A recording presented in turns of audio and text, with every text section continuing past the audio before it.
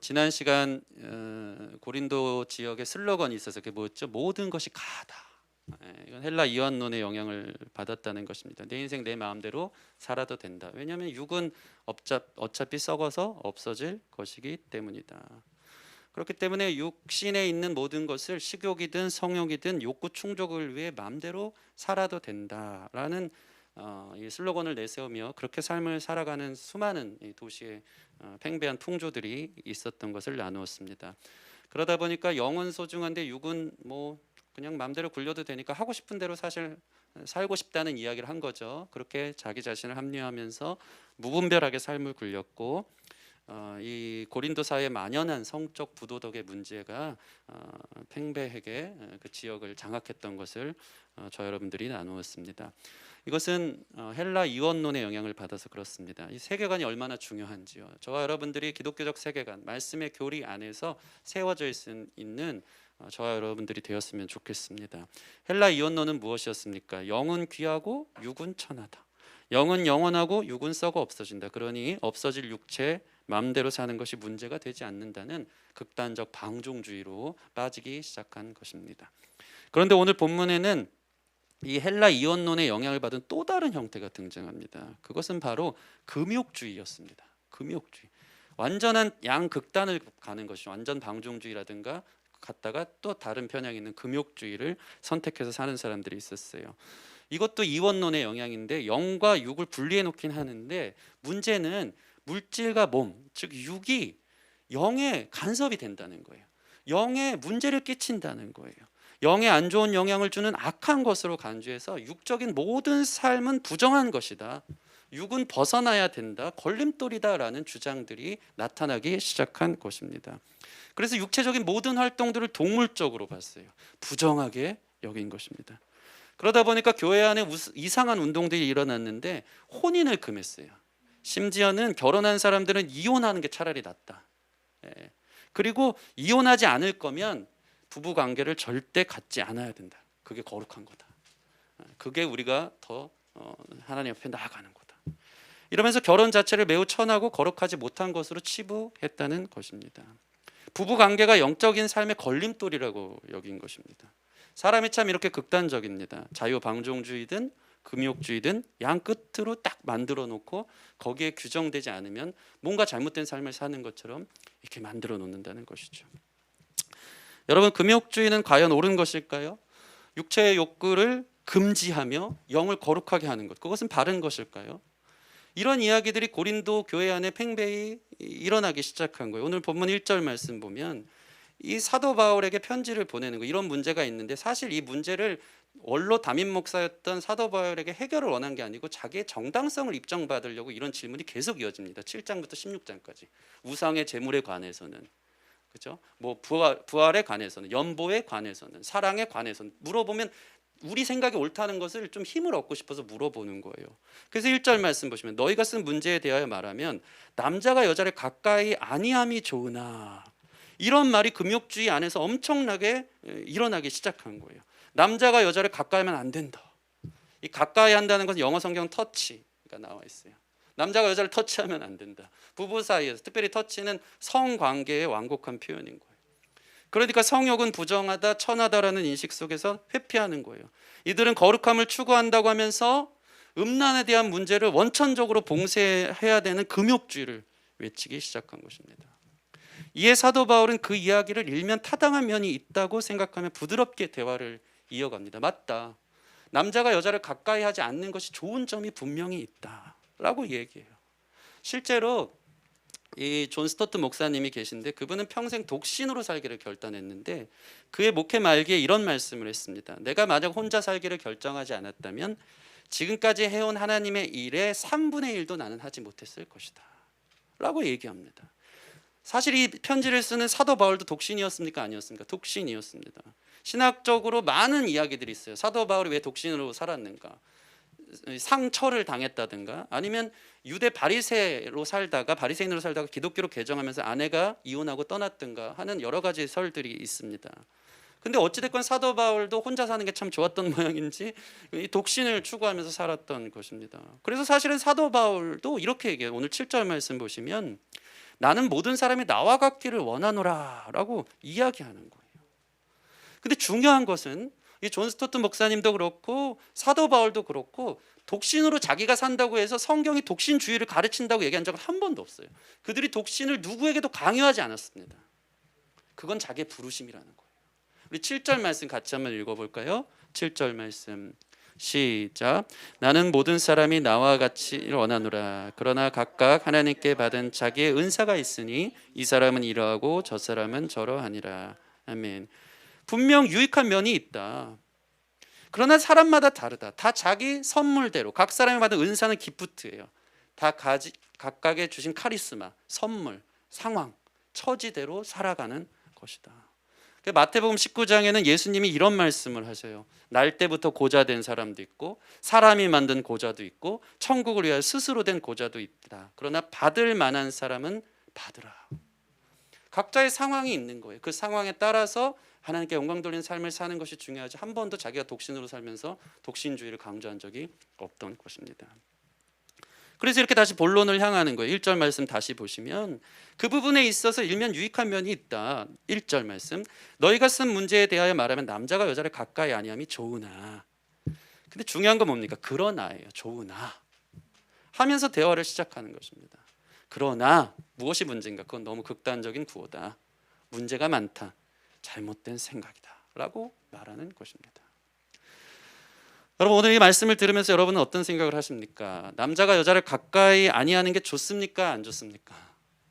생각해 봐야 되는 것이죠. 성관계는 좋은 것입니까? 나쁜 것입니까? 성관계는 거룩하지 못한 것입니까? 죄 짓는 것입니까? 그래서 금욕이 정말 답입니까? 저는 두 가지를 생각해야 된다고 봅니다. 첫째는 남자가 여자를 가까이 하지 않는 것이 과연 성경적인가? 두 번째는 남자가 여자를 가까이 하지 않는 것이 가능한 일인가에 대해서 먼저 짚고 넘어가야 된다고 생각합니다. 먼저 남자가 여자를 가까이 하지 않는 것이 여러분 성경적입니까?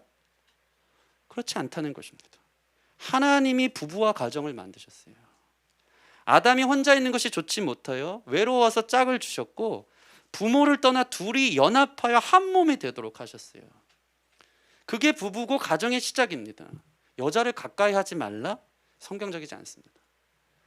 성욕도 누가 주신 거예요? 하나님이 주신 것입니다. 만약에 우리가 성욕이 없었다면 여기에 모든 사람들은 이 자리에 있을 수 없었을 것입니다. 이것은 하나님의 방법이었어요. 보시기 좋았어요.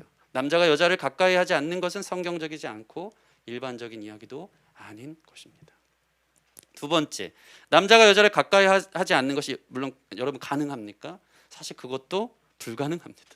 성욕을 누가 주셨습니까? 하나님이 주셨어요. 남자는 여자를 원하고요, 여자도 마찬가지입니다. 그렇게 지어졌다는 것입니다. 어떤 목사님이 이 여자 때문에 너무 힘들었나 봐요. 그래서 기도를 하셨대요. 여자가 돌로 보이게 해달라고 40일 금식 기도를 했다고 합니다. 대단하죠. 여러모로 목회하면서 여성 문제가 자신의 연약한 부분이어서 참 방해가 되는 것 같아서 대단한 결단을 한 거예요. 고민하면서 40일 금식 기도를 한 거예요.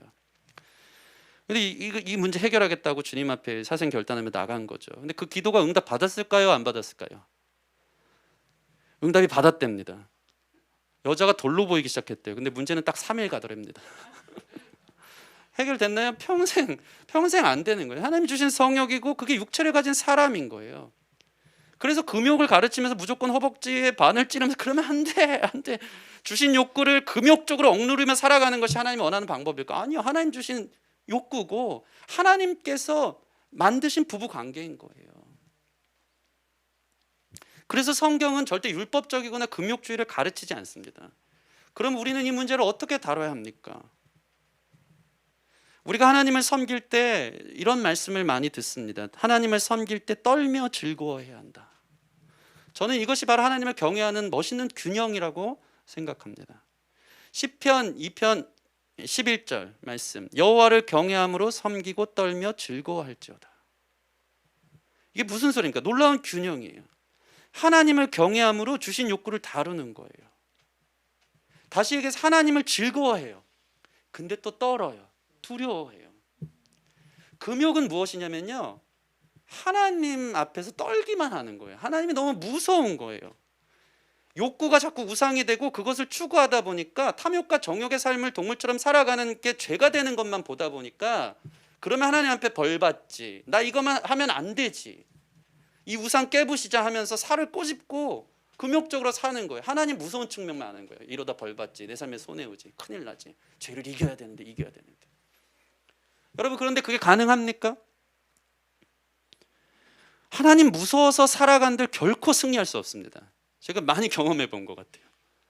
오히려 하나님 무섭지만 이 욕구가 우상이 되어져서 뒤에서 딴짓을 하면서 죄책감이 쌓여가고, 나는 왜 이럴까 하면서 스스로 자괴감에 자기 혐오에 빠지는, 하나님에 대한 반감만이 쌓이면서 자기 자신을 혐오하면서 싫어하는 일들만 계속해서 율법주의 안에, 금욕주의 안에 일어나기 시작할 뿐입니다. 왜 이렇게 나를 힘들게 해? 하나님 여러분 시험 드시게 하려고, 힘들게 하려고 욕구 주셔서 그거 이겨내야지. 난 무서운 하나님이야, 너 그거 이겨내야지. 절대 신앙생활이 그렇지 않은 것입니다. 그것은 잘못된 접근입니다. 그래서 하나님 무서워서 죄 안 짓는 것은 불가능해요. 종교가 주는 강압으로 가능하지 않습니다.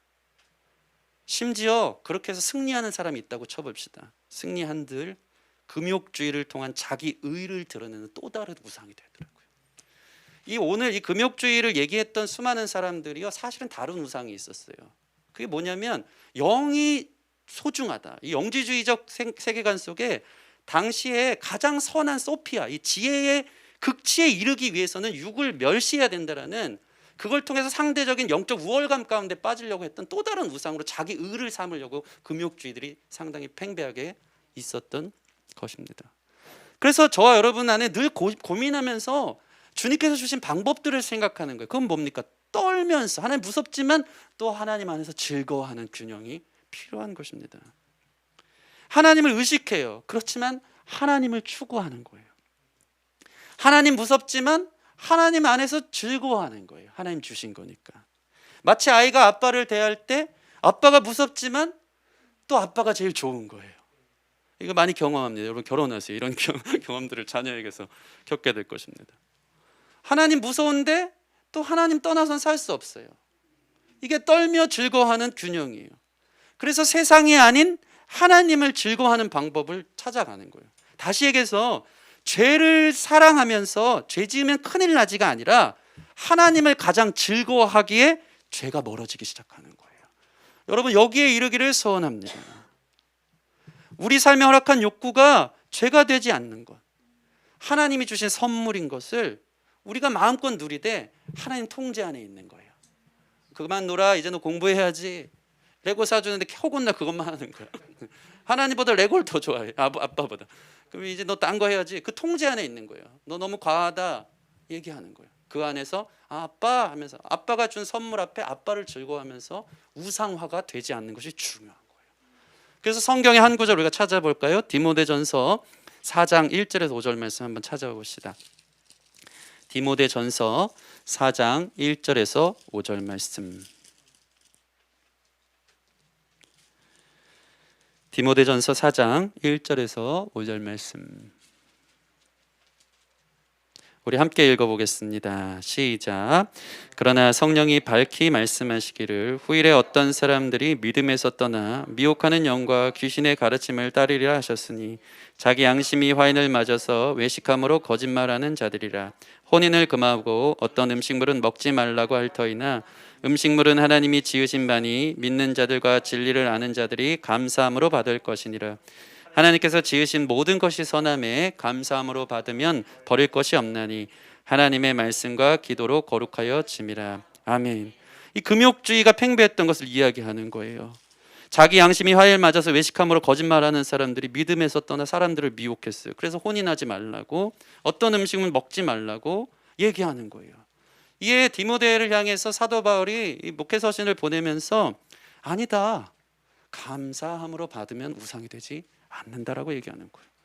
금욕으로 극복하는 것이 아니고, 그래서 혼인을 금하고 어떤 음식은 먹지 말아라 하면서 외식하는 것이 아니라 어떻게 해야 됩니까? 4절, 하나님께서 지은 모든 것이 선함에, 음식도 성욕도 선함에 감사함으로 받으면 버릴 것이 없다. 다시 말해서 성관계, 음식 문제를 금욕주의로 해결하는 시도를 멈추고, 그게 부정한 게 아니라 그게 그러나 우상이 될 수 있기 때문에 감사함으로 받는 거예요. 안 해야지로 하는 것이 아니라 이 방법은 절대 성공하지 못합니다. 대신 감사함으로 받는 거예요. 그래서 5절 말씀에 특별히 말씀과 기도로 거룩하여진다 그러잖아요. 기도할 때 잊지 말아야 되는 것은 감사 기도입니다. 감사 기도. 금욕이 아니라 감사가 우리의 욕구를 거룩하게 만든다는 거예요. 감사는 하나님 앞에 절대적인 욕구를 우상이 되는 것을 상대하는 것이기 때문이에요. 음식이 우상이 될 때, 성이 우상이 될 때 너는 하나님이 아니고 하나님이 주신 선물일 뿐이야. 하나님께 감사하되 하나님 주권과 말씀의 바운더리 안에서 통제를 받도록 결정하는 거예요. 왜냐? 우린 하나님을 가장 즐거워하기 때문에.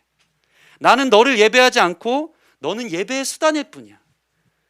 우리가 식기도를 하듯이 저는 이 말씀을 준비하면서 이런 마음이 들었어요. 음식 앞에 감사 기도를 하듯이 여러분의 첫날 밤에 하나님께 감사하는 일들이 있기를 바랍니다.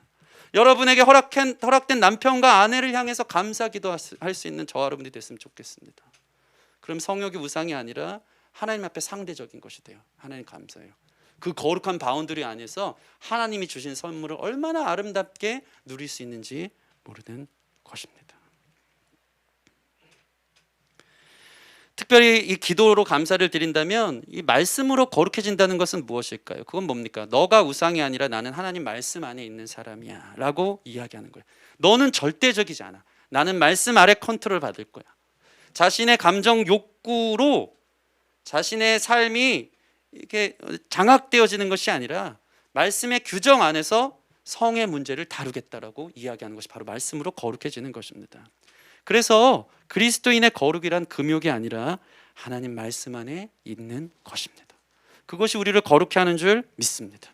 하나님 규정 안에서 모든 자유함, 모든 감사는 거룩한 행위가 되는 거예요. 여러분, 그래서 오늘 말씀이 우리를 어떤 규정 안에 들어넣는지, 그 안에서 우리가 어떻게 자유할 수 있고 감사할 수 있는지에 대해서, 특별히 결혼 문제에 대해서 말씀 안으로 우리가 들어갈 수 있는 시간이 되었으면 좋겠습니다. 결혼과 부부라는 말씀의 규정 울타리를 말해줄 때 이 안에서 컨트롤될 때 우리는 가장 아름답고 선한 부부관계, 아름다운 결혼생활, 그렇게 시작되는 가정을 만들 수 있는 줄 믿습니다. 그래서 결혼의 거룩함을 위해서 말씀은 무엇이라고 얘기합니까? 첫 번째는 바로 일부일처제를 지켜야 한다는 것입니다. 성경적 가치는요, 일부일처제입니다. 오늘 본문 보시면 거룩한 바운더리를 어떻게 이야기하고 있습니까? 2절 말씀, 오늘 보면 2절 말씀 같이 읽어볼까요? 2절 말씀 시작. 음행을 피하기 위하여 남자마다 자기 아내를 두고 여자마다 자기 남편을 두라. 아멘. 음행을 피하기 위해 남자마다 자기 아내를 둬야 돼요. 그리고 여자마다 자기 남편을 두는 것입니다. 한 남자가 한 여자를 만나는 것, 그렇게 부부가 되는 것, 그 안에서의 관계가 바로 거룩한 가정이요 부부관계가 되는 것입니다. 사실 오늘 본문을 가만히 보면요, 2절을 떼서 보세요. 음행을 피하기 위하여 결혼이 있는 것처럼 얘기하는 거예요. 너무 좀 이 성적 욕구만을 해결하기 위해 결혼이 그 방편이 된다는 게 엄청 결혼을 좀 폄하하는 것 같고 그 의미를 축소시키는 것 같다는 생각이 들 때가 있습니다. 사실 사도 바울이요, 오늘 본문 외에 다른 부분에 있어서 결혼이 얼마나 가치 있고 멋있고 교회와 그리스도 안의 사랑의 관계 가운데 나아가는지에 대해서 이루 말할 수 없는 아름다움으로 이야기하는 부분이 있는데, 오늘은 특별히 음행을 피하기 위하여 남자마다 자기 아내와 여자마다 자기 남편을 두라고 단정 짓고 있는 것이 보여집니다. 왜 그럴까요? 왜 이렇게 얘기할까요? 이것은 당시 시대 상황을 고려할 때 이게 정말 중요한 결혼의 한 측면이란 것을 사도 바울은 이야기하고 싶었던 거예요. 얼마나 음란했으면, 얼마나 음행이 많았으면, 얼마나 가정이 파괴되는 일들이 많았으면 결혼을 최소한의 보루인 것처럼 결혼이 음행을 피하는 방안이요 주님께서 정하신 하나님의 경계가 된다는 것을 강조하려고 음행을 피하기 위하여 결혼해라. 남자마다 자기 아내와 여자마다 자기 남편을 두라라고 말씀하고 있는 것입니다. 여러분, 오늘날 사회는 어떻습니까? 엄청난 성적 방종과 타락의 문제는 이루 말할 수 없습니다. 혼의 관계가 난무합니다. 혼전 관계, 동거 문화, 성적 취향을 확인해야지 잘 살 것처럼 세상은 우리를 부추기고 있습니다. 그런데 어떤 일이 벌어집니까? 이 자유분방한 시대 속에 살지만 이 통계상 혼전 관계를 경험한 커플이 이혼할 확률이 훨씬 높다고 합니다. 왜냐면요, 서로에 대한 만족감, 헌신도 신뢰도가 현저히 낮아진대요. 서로에 대한 불신이 있는 거예요. 저 사람 못 믿겠어. 저 사람 못 믿겠어. 그리고 만족도가 떨어지고 헌신도가 떨어지는 거예요. 다른 가치들을 찾는 거예요. 결국 결혼이라는 주님이 만들어진 가정의 울타리가 파괴돼요. 혼외 관계는 어떻습니까? 간통죄도 폐지됐다고 하는데 유부녀 유부남이 딴 생각하면서 다른 관계들을 향해 나아갈 때가 얼마나 많은지 모릅니다. 돈 있고 시간 있으면 허한 마음을 그렇게 해결해도 되는 것처럼 세상 풍조가 우리를 향해 곳곳에 그 이야기들을 심어놓을 때가 많습니다. 부인 더하기 여자친구 하나쯤 두는 것이 마치 능력인 것처럼 은밀하게 자행되는 일들을 우리가 볼 때가 얼마나 많은지 모릅니다. 하나님이 규정한 일부일처제라는 결혼이라는 이 거룩한 바운더리를 파괴한 결과가 그래서 어떻습니까? 이혼이 판을 치고 가정의 굴레가 다 무너지기 시작하니까 하나님이 주신 울타리를 벗어나는 사회는 결국 병들게 되는 거예요. 세상을 떠들썩하게 하는 모든 사건 사고들은 가정의 문제에서 비롯됩니다. 잘못된 가정에서 배출된 한 사람이 얼마나 세상을 망가뜨리는 일들이 많은지, 그게 마귀의 목적이에요. 마귀는 그래서 하나님이 주신 말씀, 그것을 약간 비틀어요. 그래서 마귀는 이 악은 선에 기생한다는 게 있어요. 악이라는 것이 선이 있기 때문에 악이 있는 것처럼, 마치 철이 있을 때 철이 녹쓰는 일이 있는 것처럼 하나님 주신 말씀을 가지고 하나님 말씀의 바운더리 안에 있는 것에 대해서 의심을 주는 거예요. 그게 진짜 맞니? 그게 정말 너로 하여금 행복하게 하는 거니? 계속 비꼬는 거예요. 그 결과 혼외 모든 관계들, 혼전, 이 결혼이라는 거룩함의 바운더리를 벗어난 그 결과들이 사회의 아픔으로 우리 삶을 파괴하는 일들로 벌어지는 것들을 저와 여러분들이 잘 알고 있는 것입니다. 그래서 성경적인 성적 연합은요, 세 가지가 있어야 된대요. Right person, right time, 그리고 right way가 중요한 거예요. Right person은 뭡니까? 바른 사람. 그리고 right time은 바른 때, right way는 바른 방법이 중요한 거예요. 바른 사람과 바른 때에 바른 방법, 이것은 가정이라는 울타리를 이야기하는 것입니다. 바르지 않은 사람은 올바른 상대가 아닌 거예요. 딱 그 사람, 하나님이 짝 지어준 그 사람, 그게 바로 올바른 right person이 되는 거예요. 바른 시간에, 독립될 수 없는 10대의 성문제들이 얼마나 많은지 몰라요. 이 사람이 내 사람이라고 바른 사람일 수 있겠죠. 그러나 바른 타임이 아닌 거예요. 그 문제로 인한 수많은 아픔들이 있을 때가 얼마나 많은지 모릅니다. 건강한 가정에서 태어난 아이는, 생명은 축복의 선물이지만 저와 여러분들이 잘 아는 것처럼 가정이라는 굴레를, 이 관계 안을 벗어난 모든 아이들은 선물로 받아들여지기가 쉽지가 않더라고요. 그 아이에게도, 당사자에게도 정확한 타임을 놓친 자들 안에 오는 생명은 저주 같은 인생으로 다가오는 것이, 하나님 떠나면 자유할 줄 알고 하나님 떠나면 괜찮을 줄 알고 살았던 방종의 끝을 보여주고 있는 것입니다. 바른 방법으로, 혼전, 혼외, 동거, 동성이 아닌 바른 방법으로 결혼이라는 우리를 위해 만들어진 울타리 안에 저와 여러분들이 아름다운 부부 관계를 이어갈 수 있는, 그러한 결혼 생활을 꿈꿀 수 있는 저와 여러분들이 되어지기를 소원합니다. 그래서 바울은 이 결혼이라는 안전한 바운더리 안에서도 심지어는 이걸 너무 예민한 문제로 다루는 거예요. 결혼했지만 부부간의 공간적 거리에 관한 경계도 확실하게 오늘 짚어주고 있어요. 그리고 5절에서 6절 말씀 같이 읽어볼까요? 5절에서 6절 말씀 시작. 서로 분방하지 말라. 다만 기도할 틈을 얻기 위하여 합의상 얼마 동안은 하되 다시 합하라. 이는 너희가 절제 못함으로 말미암아 사단이 너희를 시험하지 못하게 하려 함이라. 그러나 내가 이 말을 함은 허락이요 명령은 아니니라. 아멘.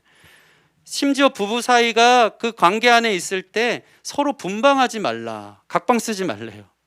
다만 합의하에서 기도할 틈을 얻기 위해서는 괜찮습니다. 그런데 사도 바울은 참 멋있어요. 6절 보면 이것은 내가 하는 말은 허락이지 명령은 아니다. 주님이 하신 말씀의 규정이 있지만 이것은 너희들이 결정해야 되는 문제라고, 자기 이야기는 자기 이야기로 얘기해요. 오늘 그런 부분이 상당히 많죠. 이것은 주님의 명령이더라, 이것은 주님의 명령이 아니니라. 우리는 모든 거룩한 뭔가 이게 멋있는 얘기하면 다 주님이 그렇게 가르쳐 주셔서 합니다라고 얘기하는데, 사도 바울은 엄청 딱 경계하는 거예요. 이거는 내 좋은, 너희를 생각하는 내 의견인데 각방을 쓰는 것은 좋지 않다. 기도를 위해서 잠깐 분방하는 건 괜찮지만 즉시 합하라. 왜 그렇습니까? 사탄이 우리 연약함을 압니다. 혼자 있을 때 어떻게 우리의 연약함을 깨뚫고 공격하는지 우리는 우리 자신을 알고 사단의 강력함을 알아야 한다는 것입니다. 그래서 영적으로 피할 자리를 피해야 되는 거예요. 혼자 있는 시간, 부부 관계 안에 있으면서도 각방을 쓰는 사람들 안에 사탄이 은밀하게 그 사람들의 마음을 남자든 여자든 헤집어 놓을 수 있는 그런 사회와 세상 속에서 살아가고 있다는 것을 저 여러분들이 잘 알 것입니다. 사람은 관계적 동물이더라고요. 홀로 있는 시간에도 과연 혼자 있습니까? 다들 스마트폰 보고 있습니다. 요즘 다 관계하고 있는 거예요. 미디어에 빠져 있는 거예요. 누군가의 랜선 만남을 하고 있는 거예요. 다 관계하고 있는 거예요.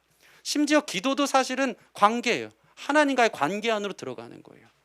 그러니까 혼자 있을 때 세상적인 것과 관계함으로 우리를 사단의 유혹거리로 넘어가게 하지 말고 기도로 해서 하나님과의 관계 외에는 부부와의 관계 안에 있어라.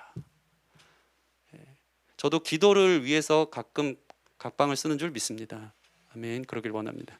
그렇지만 요즘은 사실 더워서 소파에서 혼자 각방을 쓰려고 밤중에 몰래 나올 때가 상당히 많은데 이 말씀을 보면서 더워도 끌어안고 자야 되는구나 함께 해야 되는구나 라는 생각을 하게 된 것입니다.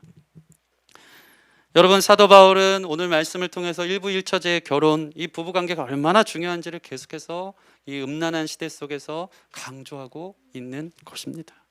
우리 창세기 2장 24절에서 25절 말씀 함께 찾아보겠습니다. 창세기 2장 24절에서 25절 말씀 찾아봅시다.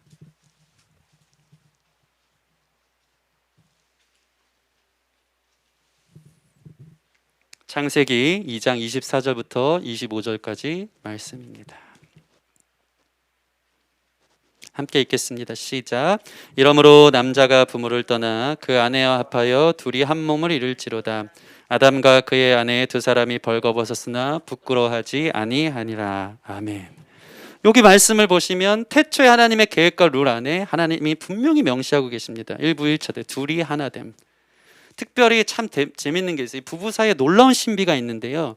둘이 한 몸이라는 것이 육체적 연합도 있지만 부부가 평생 사랑하며 서로 맞춰갈 때 한 몸이 된다는 것은 하나의 인격이 탄생한다는 놀라운 신비가 이 말씀에 있어요.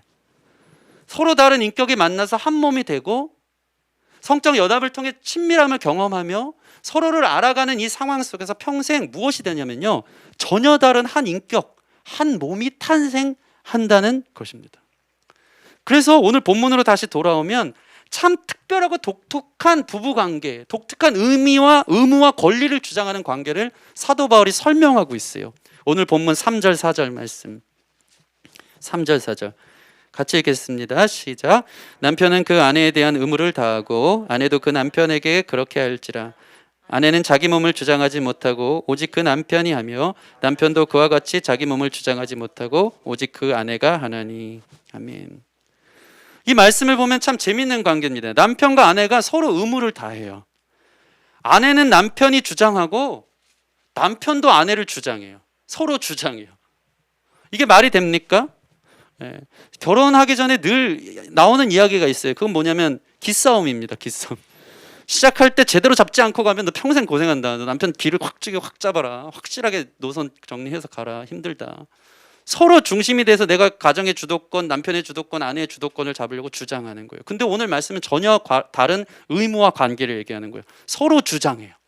서로 주장할 때 또 그 의무를 다해요. 순종해요. 보세요. 남편이 주장했어요. 근데 아내가 원치 않는다? 예, 그러면 또 아내가 그렇게 주장했기 때문에 남자가 또 그 의무를 다해서 그러면 안 하는 거예요. 아내가 무엇인가 원했어요? 주장했어요?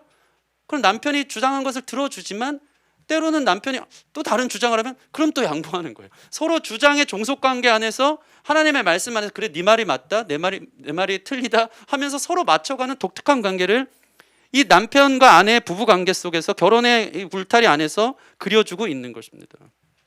다시 말해 아내는 남편에게 순종해야 하는데, 그래서 성경에서도 보면 가정의 주도권 결정권자는 남자예요. 근데 남자의 모든 결정은 어떻게 되는지 아십니까? 이게 충격적이에요. 남자의 모든 결정은 주도적으로 결정하되 아내를 사랑함으로 아내를 위한 결정이어야 됩니다. 예, 충격적이죠. 그러니까 남자가 주도권이 있습니까? 여자가 주도권이 있습니까? 참 쉽지 않은 거예요. 남자가 결정하는데 아내를 위해 결정해야 돼요. 아내를 사랑함으로. 이게 놀라운 신비예요. 교회가 주님께 순종하듯 주님이 교회를 사랑하듯 이 기가 막힌 원리가 부부의 관계 안에 있는 거예요. 남편이 여러분 아내분들을 주장합니까? 순종하십시오. 근데 아내가 남편을 주장합니까? 그럼 사랑함으로 따르십시오. 이 관계 안에 서로 얽히고 설키면서 깎고 다듬어지면서 놀라운 한 몸이 되는 거예요. 서로의 주장이 일치하고 서로 함께 순종하고 함께 연합하는, 그리스도의 사랑을 배워가고 예수님 닮아가고 예수님과 하나님과의 관계 안에서의 놀라운 순종과 그 사랑의 관계를 배워가도록 결혼을 통해 놀라운 가치를 부여하고 있는 것을 보게 된다는 것입니다. 하나님은 이 결혼이라는 울타리 안에서 부부가 결국 서로 사랑하고 허물을 덮어주며 서로에 대한 봉사의 의무 관계 안에서 예수님을 닮아가는 새로운 한 인격을 탄생시키려고 그렇게 다른 저와 여러분 이 부부 남자 여자를 만나게 하셨다는 것입니다. 전도서 9장 9절 말씀 제가 읽어드릴게요. 내 헛된 평생의 모든 날 곧 하나님이 해 아래서 내게 주신 모든 헛된 날에 내가 사랑하는 아내와 함께 즐겁게 살지어다. 그것이 내가 평생의 해 아래서 수고하고 얻은 내 몫이니라. 이 말씀을 단순히 얘기하면 제가 좀 좋아하는 말씀인데, 아내가요 여러분의 연봉입니다. 아내가 평생 봉급이 되는 것입니다. 아내가 나에게 허락된 최고의 선물이에요. 예수님 닮아가게 하니까요. 나 같은 자에게 예수님 닮아가도록 붙여주신 최고의 선물이 바로 나의 배우자가 되는 것입니다. 그래서 어떤 신학자는요, 저도 이 신학자의 말에 100번 요즘 공감하고 있는데, 그 어떤 일보다 의미 있는 일이 이 시대적으로 볼 때 가정을 지키는 일이다.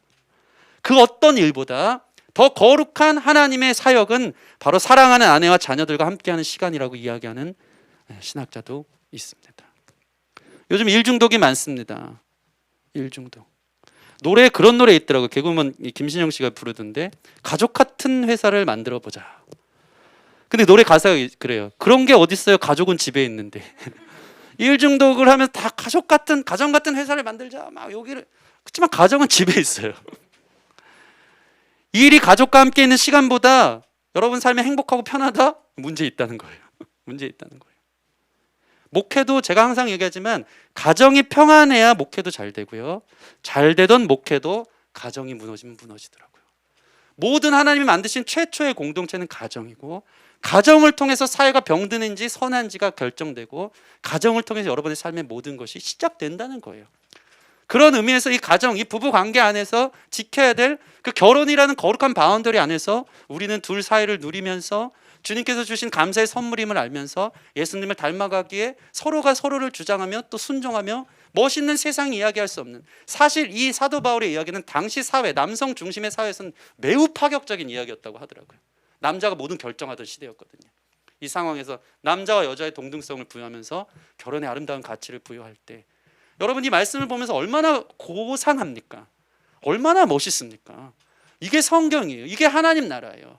이 바운더리 안에서 우리는 누리고 떨며 즐거워할 수 있는 거룩한 결혼 생활, 거룩한 자유함들이 저 여러분 가운데 누림으로 있어야 되는 줄 믿습니다. 여러분들이 주께서 허락하신 아름다운 배우자와 함께 그 울타리 안에서 선물임을 알고 새로운 한 인격으로 거듭날 때까지 함께 살아갈 수 있는, 멋있게 가정을 지킬 수 있는 저와 여러분들이 되었으면 좋겠습니다. 여러분들이 그런 가정을 만들어야지 다음 세대가 건강해요. 이게 매우 중요합니다. 오늘날 뭐 3포 세대다 하면서 결혼 포기, 뭐 재정 문제, 여러 가지 꿈 문제 얘기하지만, 사실 제일 안 좋은, 결혼에 대해서 포기하는 가장 안 좋은 이유는 모델이 없어서 그래요. 그렇게 싸우면서 지옥같이 살 거 내가 미쳤다고 결혼하냐 이거예요. 그러나 성경이 얘기하는 결혼상은 결혼과는 절대 그렇지 않습니다. 하나님이 아름답게 주신 선물이요, 아름답게 주신 구역이요, 자리라는 거예요.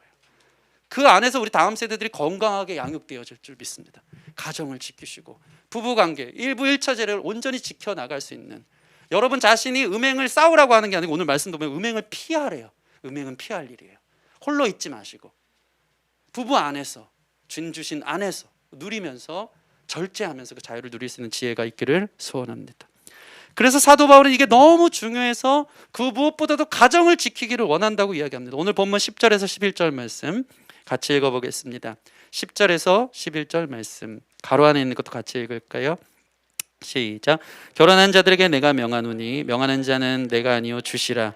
여자는 남편에게서 갈라서지 말고 만일 갈라섰으면 그대로 지내든지 다시 그 남편과 화합하든지 하라. 남편도 아내를 버리지 말라. 아멘.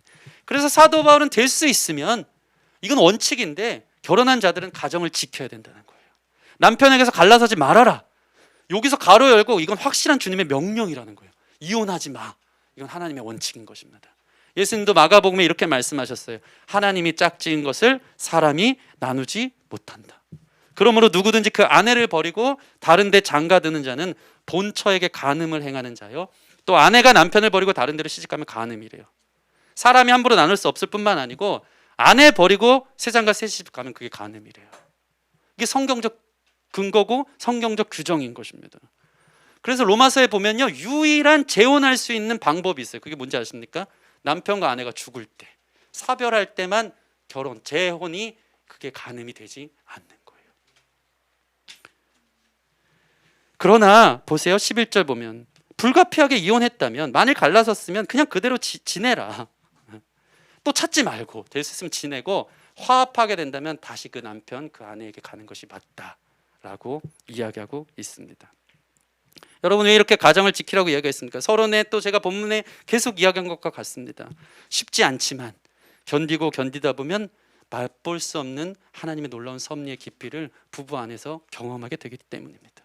10년이고 20년이고 30년이고 살다 보면 이 원석같이 서로 부딪혀서 아프기만 하는 존재들이 깎여서 보석 같은 가정을 만들게 될 것이고, 사랑의 클라이맥스를 경험하라고 인내하면서 이혼하지 말아라, 붙들고 살아라, 함께 해라 라고 이야기하고 있는 것입니다. 여러분의 가정을 지킬 수 있는 저 여러분들이 되었으면 좋겠습니다. 부부관계를 잘 지키시기 바랍니다. 이제 바울은 끝으로 이 결혼의 거룩함을 설명하면서 거룩의 영향력이 어디까지 가야 되는지를 설명하고 있습니다. 12절에서 13절 말씀 같이 읽어보겠습니다. 12절에서 13절 시작. 그 나머지 사람들에게 내가 말하노니 이는 주의 명령이 아니라, 만일 어떤 형제에게 믿지 아니하는 아내가 있어 남편과 함께 살기를 좋아하거든 그를 버리지 말며, 어떤 여자에게 믿지 아니하는 남편이 있어 아내와 함께 살기를 좋아하거든 그 남편을 버리지 말라. 그 나머지 사람들 을 얘기하는 거예요. 믿지 않는 불신자와 연애 후 결혼을 했던 경우에 대해서 이야기합니다. 어떻게 하다 보니까 믿지 않는 아내를 만났고 믿지 않는 남편을 만났을 경우에 어떻게 해야 되는가? 사실 성경의 여러 군데, 오늘도 보면 이것은 주님이 하신 명령이 아니라고 얘기하는 부분들을 보면 성경의 측면은 뭐냐면요, 믿는 신자와 결혼하기를 성경은 권유합니다. 그럴 때 다른 에너지 빠질 일이 없는 거예요. 함께 하나님 바라보면 하나님의 거룩한 가정 안에서 더 귀한 사명들을 감당해 나갈 수 있기 때문에 믿는 자와 결혼해라. 괜히 그것 때문에 힘들지 말라라고 이야기하고 있는 것입니다. 그런데 어찌됐건 이런 만남이 시작되었다고 하자. 그럼 어떻게 해야 되는가? 굳이 남편을 버리지 말고, 굳이 아내를 버리지 말고 살아라고요. 왜 그렇습니까? 우리 14절 말씀에 그 해답이 있어요. 14절 같이 읽겠습니다. 시작. 믿지 아니하는 남편이 아내로 말미암아 거룩하게 되고 믿지 아니하는 아내가 남편으로 말미암아 거룩하게 되나니, 그렇지 아니하면 너희 자녀도 깨끗하지 못하니라. 그러나 이제 거룩하니라. 아멘. 이 이유예요. 믿지 않는 남편이 아내로 말미암아 거룩하게 될 수 있다면, 믿지 아니하는 아내가 남편으로 말미암아 거룩하게 되고 그로 인해서 태어난 자녀도 거룩한 가정 안에서 깨끗해진다면 이 얼마나 감사한 일이냐. 그러니 남편과 아내를, 믿지 않는 남편과 아내를 만났을 때 버리지 말고 그들을 거룩하게 하도록 살아내라. 그것이 너의 사명이라면 감당해라. 그건 정말 귀하고 영광스러운 일이라고 이야기하고 있는 것입니다. 여러분, 크리스찬의 정체성이 있어요. 그것은 무엇이냐면 부르심과 보내심이에요. 부르심은 뭡니까? 거룩하신 하나님 우리를 불러서 우리를 거룩해 하는 거예요. 보내심은 무엇입니까? 비그리스도인들에게, 거룩하지 못한 자들에게 거룩하게 된 우리가 보내어져서 그들을 거룩하게 하는 거예요. 여기서 예외될 사람은 아무도 없는 줄 믿습니다. 여러분이 교회 안에, 하나님 안에 거룩한 존재만을 살기 위해서 저 산에서 교회 짓고 살아가는 사람들 되지 않기를 바랍니다. 우리의 정체성은 보내심이에요. 그래서 참 재밌는 게 있어요. 모든 종교에는 부정함이 있더라고요. 부정탄다는 말 알죠? 부정탄다. 모든 종교는 이건 하지 마, 이건 거룩하지 못해, 부정타라는 말들이 있어요. 거룩하지 못하면 끝이 나는 거예요, 종교가. 그런데 예수님만 달라요. 예수님은 어떻습니까? 예수님 부정탄 적 있습니까? 죄인을 만진다고 예수님이 죄인이 됩니까? 예수님이 세리와 창기들과 친구가 된다고 그들의 부정함이 옵니까? 그렇지 않습니다. 오히려 예수님의 거룩함이 그들에게 영향을 미쳐요. 그게 그리스도인의 정체성인 줄 믿습니다. 문둥병을 만지면 안 돼. 당시의 율법주의죠. 바리새인들 만지면 부정해져 했던 상황 속에서 예수님은 다가갔어요. 왜? 예수님 만짐으로 부정해지는 게 아니고 그가 깨끗해지기 때문인 줄 믿습니다. 이게 그리스도 안에 있는 정체성이에요. 얼마나 멋있는 생명력입니까? 저와 여러분들이 거룩한 줄 믿습니다. 이제 나아가십시오. 그 이유가 있다면 그들을 거룩해 하기 위함인 줄 믿습니다. 이 거룩이 능력인 거예요. 안 믿는 자를 만났습니까? 부정해지는 게 아니라 그들을 주님께로 인도하는 것인 줄 믿습니다. 같이 거룩해 하도록, 그 자녀를 거룩해 하도록 그게 소명이기에 여러분 기도하면서 그 길을 걸어갈 수 있는 저와 여러분들이 되었으면 좋겠습니다. 그래서 성경적으로 이 내용을 보면 제가 생각나는 속담이 있어요. 친구 따라 강남 간다 이런 거 없습니다. 물론 친구 따라 강남 기쁨의 교회는 와도 됩니다. 근데 그를 따라 강남 가는 게 아니고 친구 따라서 영향받는 게 아니고요. 그를 데리고 우리가 천국 가게 하는 것이 바로 거룩한 생명력을 부여한 우리들의 본질이라는 것을 여러분 기억하시기 바랍니다. 베드로전서 3장 1절 말씀, 아내들아 이와 같이 자기 남편에게 순종하라. 이는 혹 말씀을 순종하지 않는 자라도 말로 말미암지 않고 그 아내의 행실로 말미암아 구원을 받게 하려 함이니. 아멘. 믿지 않는 남자가 말씀을 순종하지 않고 그냥 살아가는데 말이 아닌 그의 행실로 말미암아 구원을 받게 하려 함이니. 하나님의 뜻이 거기 있는 것입니다. 불신자 형제 자매를 만났습니까? 제가 아는 자매가 이 불신자 남편을 만났어요. 결혼 전에. 근데 이 자매가 대단해요. 프로포즈를 받는데 나 따라서 교회 안 가면 나 당신하고 결혼하지 않겠다. 이런 각오로 만난 것입니다. 그 결과 이게 잘했나 봐요. 남편이 예수님을 믿게 됐습니다. 놀라운 것은 그 덕분에 그 집안이 시아버지 시어머니도 다 예수님을 안 믿고 교회를 따라가지 않았대요. 상당히 유교적인 이 가정이었는데 그 자매가 한 것은 기도밖에 없대요. 하나님의 때에 좀 불러주세요. 기도밖에 없대요. 그러면서 아무 말도 전도도 못했어요. 그런데 교회에 특별 전도 집회가 있었는데 그때 전도 집회가 자기가 생각할 때 열린 예배 형식이지만 너무나도 오픈되어 있어서 자기는 좀 부정하다 생각될 만큼 일반 가수들을 부르고 교회가 너무 예배답지 않게 거한 상을 차려놓고 세상적인 사회의 모습처럼 교회가 전도 집회한다고 그렇게 불렀다는 거예요. 근데 고민을 하고 기도하다가 이 시아버지 시어머니 괜찮을까? 마치 그냥 맛있는 식사 대접하듯이 용기를 내서 예배 막 그런 그 문화적인 그 괴리도 없을 것 같고 해서 불렀다는 거예요. 놀라운 일이 벌어졌습니다. 시아버지가 그때 딱 전도 집회 다녀오더니 야 오늘 되게 재밌었네. 그 사회자 엄청 웃기더라. 밥도 맛있고. 그 뒤로 매주부터 교회 오기 시작하는 역사가 일어났더라고요. 하나님의 역사가 다른데 하나님의 계획은 다른 데에 있는 거예요. 제가 그 얘기 듣고 막 소름이 끼쳤어요. 너 진짜 대단하다. 너 그 가정을 거룩하게 하려고 구원하려고 너를 그 가정에 보냈나 보다. 얼마나 멋있게 중심을 잡고 있는지 모릅니다. 여전히 그 시아버지 시어머니에 대한 그러면서도 이제 막 저랑 그런 얘기를 하는 거예요. 여전히 세속적이래요. 되게 가치관이 막 저기 사업을 뭐 하시는데 무슨 교회를 자기가 하나 살까 그 자기 개인 비즈니스에 뭐 나무 뭐 이렇게 패는 걸로 해서 그렇게 하면 좀 잘 되지 않을까? 목사 좀 한 명 데려와봐 막 이러면서 여전히 교회는 다니지만 상당히 이제 변화는 오래 걸린다라는 걸 얘기하지만 그렇지만 점점 거룩해지고 있어요. 거룩해지고 있어요. 여러분 두려워하지 마시기를 바랍니다. 화평케 하는 자, 거룩해 하는 자, 그것이 저와 여러분들의 정체성인 줄 믿습니다. 그래서 15절 16절 보면 혹 믿지 않는 자가 갈리거든. 갈리게 하라. 근데 믿지 않는 자가 당시에 다른 타종교의 문제로 너 기독교인인데 나는 다른 우상을 섬기거든. 다른 신을 섬기는데 좀 불편하다. 믿지 않는 자가 갈리라면 그건 갈리래요. 늘 예를 들어서 믿지 않는 자가 늘 술 먹고 폭력을 행하고 도박에 빠져 살고 하면 어떻게 해야 됩니까? 갈라서라 괜찮다. 얘기하는 거예요. 그런데 또 말하고 있어요. 16절 같이 읽어보겠습니다. 16절 시작.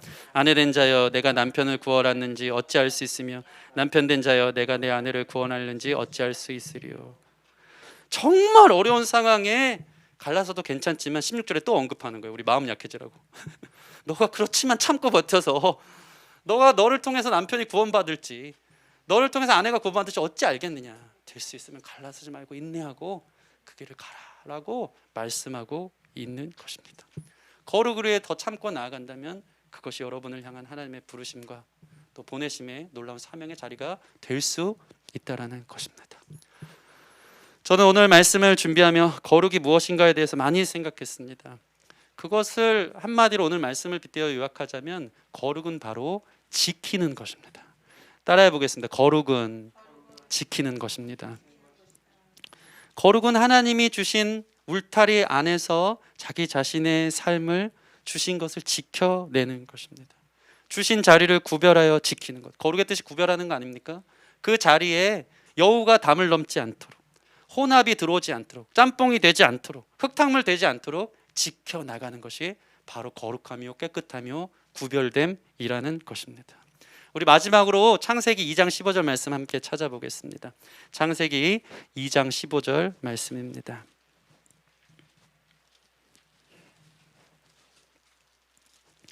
창세기 2장 15절 말씀 같이 읽어보겠습니다. 시작. 여호와 하나님이 그 사람을 이끌어 에덴 동산에 두어 그것을 경작하며 지키게 하시고. 아멘. 태초에 하나님께서 아담과 하와를 특별한 공간에 두셨어요. 하나님이 그 사람을 이끌어 어디에 두셨죠? 에덴 동산이라는 거룩한 자리에 두신 거예요. 일정한 구역, 거룩한 자리가 있는 것이죠. 특별히 에덴 동산의 뜻은 뭐냐면 낙원입니다. 에덴이 기쁨이란 뜻이더라고요. 기쁨의 교회 이름 잘 지은 줄 믿습니다. 에덴 동산 곧 기쁨의 교회 이런 거죠. 네, 구별했습니다. 아멘. 이 기쁨이 있는 동산으로 하나님이 구별하여서 아담과 하와가 결혼 생활을 영위할 수 있도록 주신 거예요. 근데 그 거룩을 지키는 방식이 두 가지예요. 그것을 경작하며 지키게 하시고. 이 경작하라는 것은 우리가 1차원적으로 농사를 생각하겠지만 이 창세기는 모세가 썼거든요. 모세는 제사장적 이 마인드가 강한 사람입니다. 그래서 이 경작하다는 말을 기가 막히게 아바드라는 히브리어를 썼는데 이것은 바로 예배하다라는 뜻이에요. 다시 말해서 에덴 동산에 두어서 하나님을 먼저 예배하는 것, 하나님의 말씀 안에 있기를 결정하는 것, 하나님의 통제 안에 있는 것, 예배하며 특별히 주님이 말씀하신 자리를 지키다. 이것도 제사장 용어 샤마르란 거예요. 제사장들이 자기의 터전을 지키고 예배를 지키고 성결을 지켜낼 때 이 단어가 쓰여요. 다 예배에 관련된 용법이에요. 아바드 샤마르 이야기하면서 자신을 거룩하게 성결하게 지켜나가야 된다. 하나님이 주신 아름다운 에덴 동산과 같은 가정을 예배하면서 다른 것을 예배하는 게 아니라 우리의 욕구를 예배하는 게 아니라 다른 것은 상대하고 하나님 절대하는 감사하는 방식으로 예배하면서 거룩하게 주님께서 줄로 재우신 그 자리를 지켜 샤마를 지켜나가라. 그것이 너희를 거룩하게 한다 라고 말씀하고 있는 것입니다. 여러분, 다른 우물에 기쁨이 있는 것이 아니라 하나님 주신 그 자리에서 기쁨을 누릴 수 있는 저와 여러분들이 되었으면 좋겠습니다. 우리를 사랑하기 때문에 주신 가장 선하고 아름다운 자리라는 것을 기억하십시오. 그래서 잘 지켜낼 수 있는 거룩함이 있기를 소원합니다. 여러분, 아담과 하와가 하나님의 말씀의 바운더리를 벗어나 마귀의 게임에 넘어가 그 바운더리를 깨트렸어요. 어떤 일이 벌어집니까? 선악과라는 바운더리를 주셨어요. 먹으면 정령 죽으리라. 근데 내가 하나님처럼 될 거야. 내가 결정할 거야. 나 더 행복할 거야. 내가 자유할 거야. 하나님이 뭔데 나한테 이래라 저래라야 하면서 자기가 하나님에 대해서 그걸 깨트렸을 때 그 결과가 어떻게 됩니까? 말씀대로 정령 죽으리라. 그들이 범죄했을 때 제일 먼저 일어난 일이 뭡니까? 가정이 깨져요. 그렇게 벌거벗었음이 그렇게 부끄러울 수가 없어요. 다 까발려졌을 때 우리 안에 이 다른 생각들, 부부 안에 있어서 벌거벗을 때 부끄럽지 않아야 되는데 그들은 너무 죄로 인해서 부끄러움을 경험하기 시작했어요. 그리고 나서 어떤 일이 벌어집니까? 처음에는 내 뼈 중에 뼈, 살 중에 살이라고 했던 사람들이 당신이 만들어준 저 여자 때문에 내가 이 모양이 됐다고 원망하는 원수와 같은 존재로 전락해서 가정이 깨어지고 그 결과 하나님이 아름답게 자로 지어진 에덴 동산 같은 기쁨의 동산 같은 그 울타리에서 벗어나 그들은 에덴 동산에서 쫓겨나 어떤 일을 벌입니까? 형제 살인이 일어나고 수많은 철을 두어도 행복하지 않은 그 가인의 아들 람에게 이야기 노래가 들려오기 시작하고 비참과 파멸의 모습으로 떨어지는 것을 봅니다.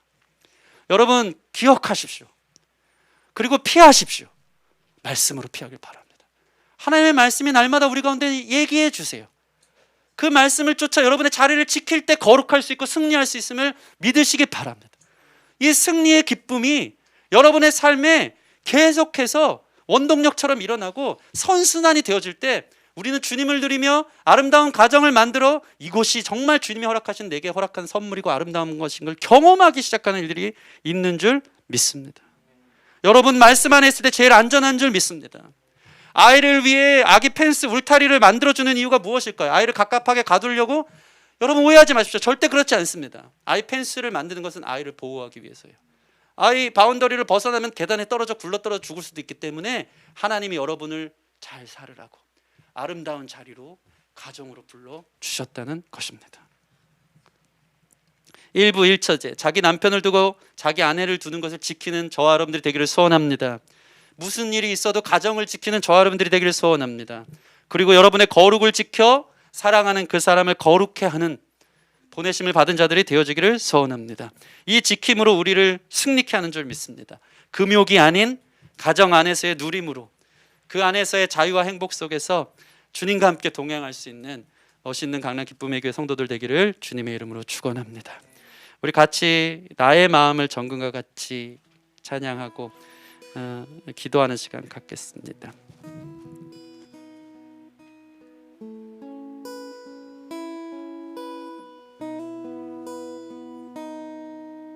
나의 마음은 정금과 같이 정결케 하소서.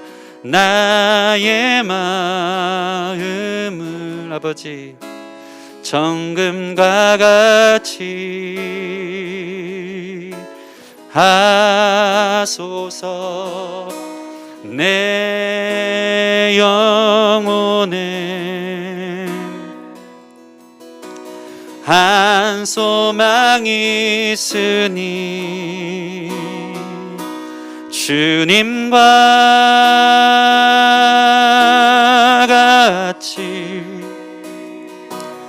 거룩하게 하소서. 나의 삶을 드리니 거룩하게 하소서. 주님 나를 받으소서.